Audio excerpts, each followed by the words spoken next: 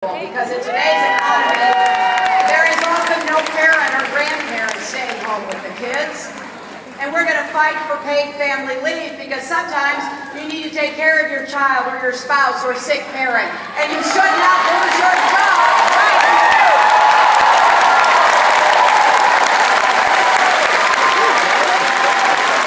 Now you know whenever I mention these issues, you know Donald Trump always said that I'm playing the woman's card. Well, you know what I say, I'm playing the woman's card until the end.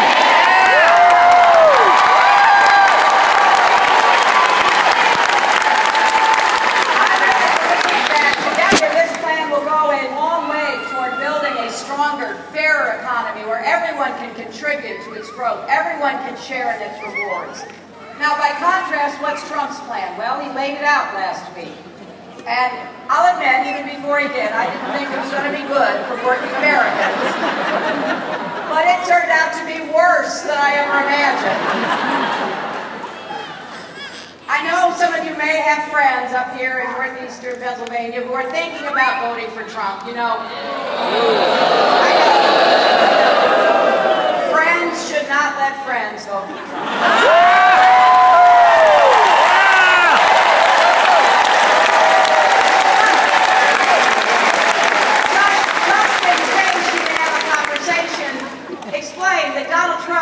Trillions, that's trillions with a T, in tax cuts to big corporations, millionaires, and Wall Street money managers. That would explode the national debt, and it would lead to massive cuts in things like education and health care. He's even called for a new tax loophole. Let's call it the Trump loophole, because it would allow Trump to pay less than half the current tax rate on income from many of his companies. A pretty sweet deal. He would end up paying a rate lower than millions of middle-class families. Now that is assuming he pays any taxes at all, because we really don't know.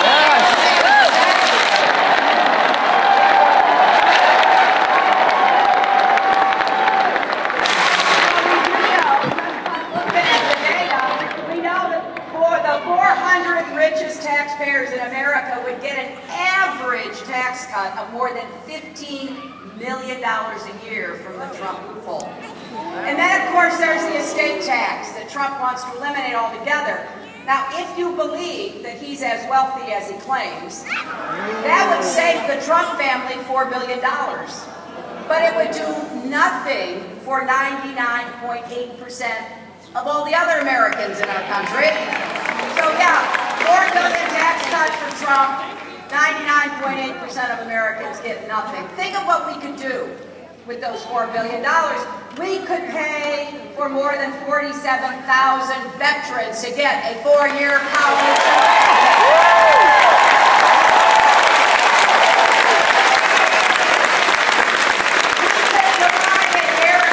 worth of health care to nearly 3 million kids. Or we could fund years worth of federal assistance to state and local law enforcement. So there are a lot of better ways to spend the money. And there's one more part of Trump's plan I want to mention. He's now saying he wants to help people pay for child care by excluding those payments from taxation. Well, again, guess who that will help the most? It will help rich people, who will get 30 or 40 cents on the dollar to pay for their nannies. Hard-working families who can't afford child care in the first place will get little to no real help. That's why his child care plan has been panned by experts across the political spectrum, left, right, and center. Because remember, right now, child care costs as much as in-state college tuition in most of the country. So we need real solutions that will work for working people, not just the well-off. And to prove that he really cares about this issue, Trump made a point of talking about how his businesses offer on-site child care to workers. Well, that kind of perked me up. Because if he really did that, it would be a big deal. I wish more companies would provide on-site child care. That would be a huge benefit for employees, but like so much of what he says, it's not true. It turns out some of his resorts, hotels, and clubs offer child care services, but for guests, not employees.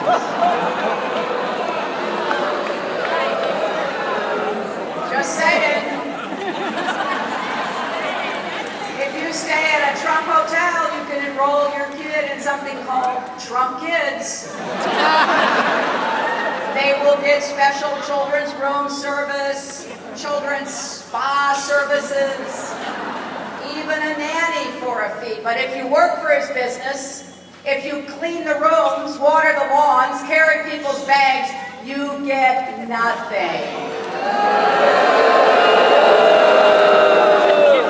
I'm not even sure Trump knows that providing a Trump Kids program for paying customers is not the same thing as providing real child care for your workers.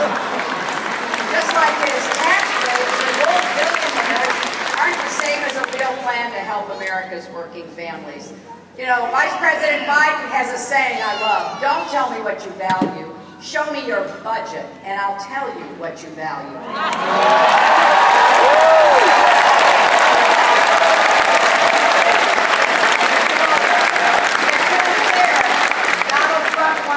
Trillions of tax breaks to people like himself, not invest in our veterans, our kids, our police officers, our teachers, and anyone who really provides services. And we face real serious challenges in America. We need serious leadership. This is not a reality TV show. It's as real as it gets. Look at what's happening in Milwaukee right now. We've got urgent work to do to rebuild trust between police and communities and get back to the fundamental principle: everyone should have respect for the law and be respected by the law.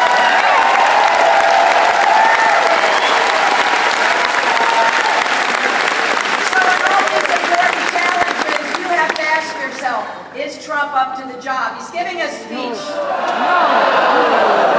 He's giving a speech about ISIS today. Now, I've laid out my strategy for defeating ISIS over many months. We will strike their sanctuaries from the air and support local forces taking them out on the ground. Under President Obama and Vice President Biden, we are making progress. We will surge our intelligence so we detect and prevent attacks before they happen. We will disrupt their efforts online to reach and radicalize young people in our country. It won't be easy or quick, but make no mistake, we will prevail.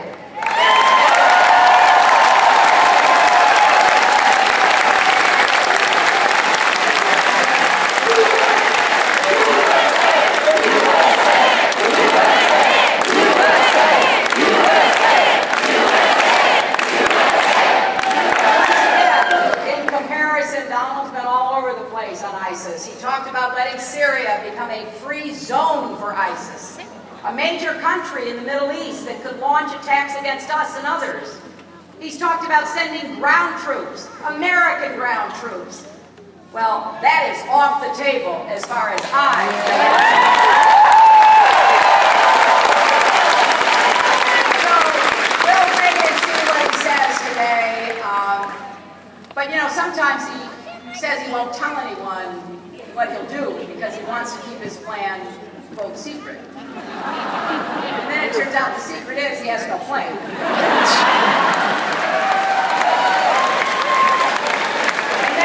And that was very clear when he said, I know more about ISIS than the generals. No, Donald, you don't. And on top of that, he says more countries should have nuclear weapons, including in the Middle East. He talks about walking away from our European allies. He has the temerity to say that the United States military is a disaster. Well, I wish he'd spent as much time as Joe and I have meeting the brave young men and women who serve in the military, meeting their families, meeting with Gold Star families. Those are not the words of self-respect. Our military and the sacrifice that our young men and women make every single day.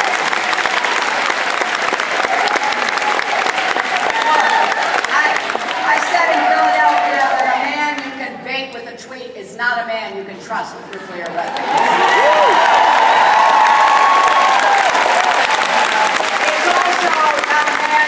To run our economy, help heal our cities, or be a role model for our children. There is no doubt Donald Trump is temperamentally unfit and totally unqualified to be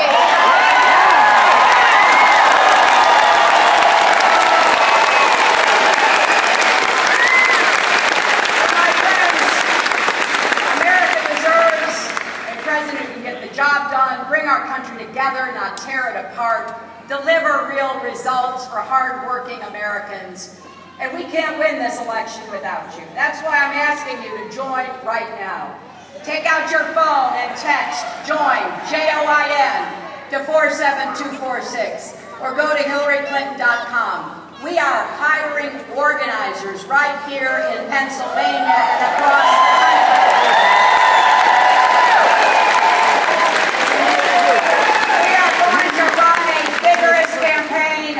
Pennsylvania. We're going to keep building the future that you and your families deserve. And I am so sure we can do this, especially with this man fighting alongside us, just like he always has. So Scranton, please, let's give it up for the Vice President.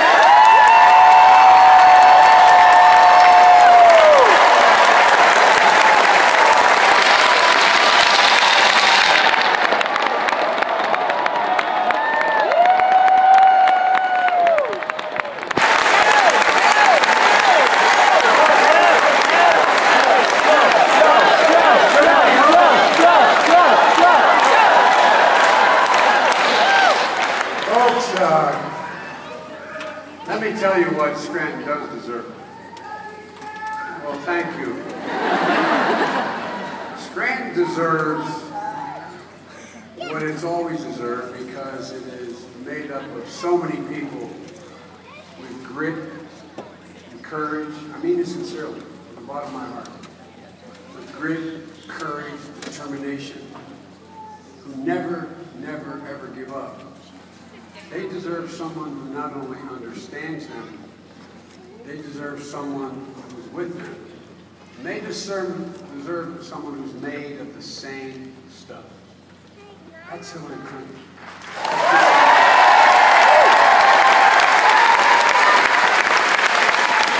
It's good to be home with so many friends as I look around. Matter of fact, one of the people on the reception line said, my aunt owns your house. Tell her I'm coming.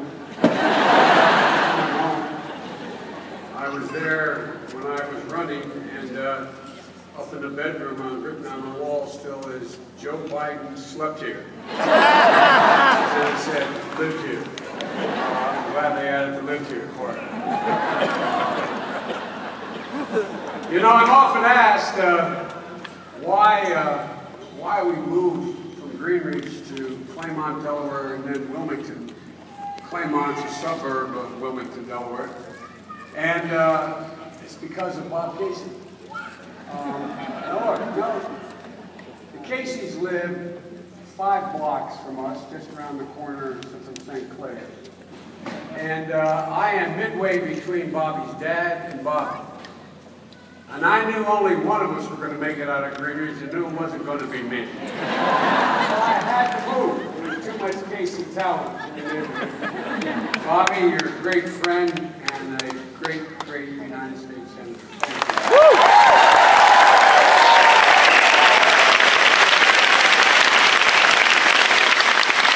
Thank you. They say in Southern Delaware, they talk at you like this. Matt Cartwright, that boy, he married up. He married right up in the money. I tell you, I don't know, always seeking influence. But you got it, man. Matt, you're doing a wonderful job as well, and it comes very good.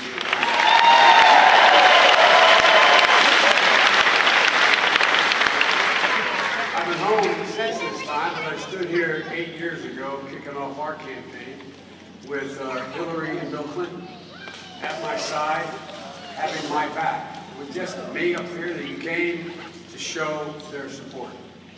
And I want to make it clear that as Scranton has always had my back, we, in fact, all of us, are going to have your back.